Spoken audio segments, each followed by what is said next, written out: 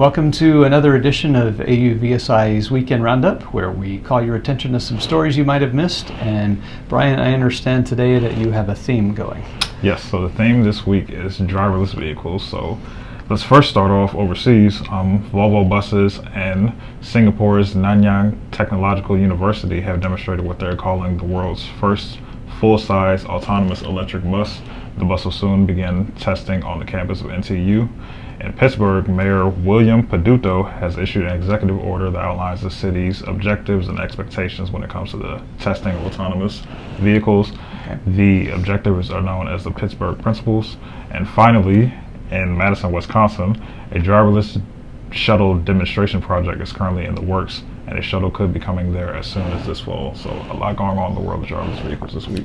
A lot of news on college campuses in general. Yep. With autonomous systems. I found one that you missed. 2 Chinese companies have announced that they're using self-driving trucks for package delivery, so that's a little bit more news. We're seeing package delivery news just every week.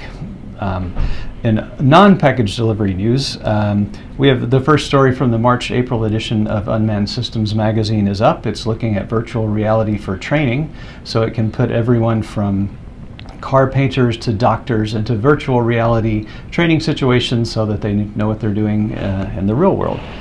The XQ-58A Valkyrie unmanned aircraft had its first flight. It's the first of a planned series of sort of lower cost but still high capability unmanned aircraft, so that's something to look for.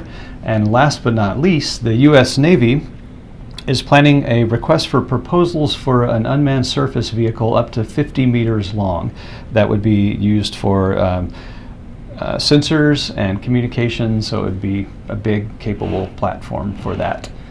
So as always, links are below, and that's what we have for you this week. We'll see you next week.